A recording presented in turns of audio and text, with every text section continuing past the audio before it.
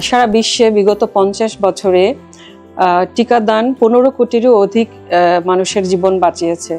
অর্থাৎ গত 5 দশক ধরে প্রতিদিন প্রতি মিনিটে 6টি জীবন। টিকাদান শিশুদের জীবন রক্ষায় 40% অবদান রেখেছে।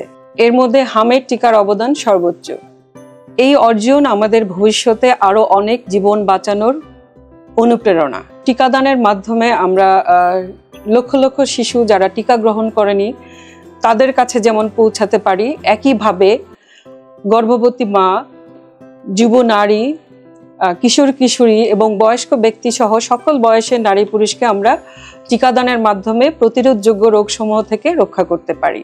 সকলের জন্য টিকাদান মানবিকভাবে সম্ভব, এই প্রতিপাদ্যকে সামনে রেখে শুরু হয়েছে বিশ্ব টিকাদান সপ্তাহ 2025। এই টিকাদান সপ্তাহের লক্ষ্য হচ্ছে আরও বেশি সংখ্যক শিশু, কিশোর কিশোরী, গর্ভবতী মা, যুব নারী, বয়স্ক ব্যক্তি সহ সকল বয়সের নারী পুরুষকে প্রতিরোধযোগ্য রোগসমূহ থেকে সুরক্ষা দেয়া। তাই এখন সময় এসেছে সারা বিশ্ব সকলকে সমন্বিতভাবে কাজ করার।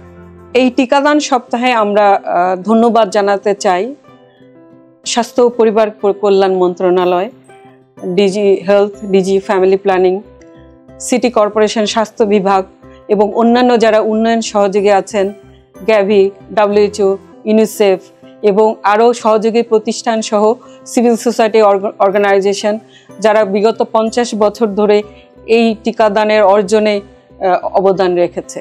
তাই এই টিকাদান সপ্তাহে আমাদের আহ্বান, সকলে মিলে সচেতন হই, আসুন টিকা গ্রহণ করি এবং পরিবার এবং পরিজনদের প্রতিরোধযোগ্য রোগসমূহ থেকে সুরক্ষা করি।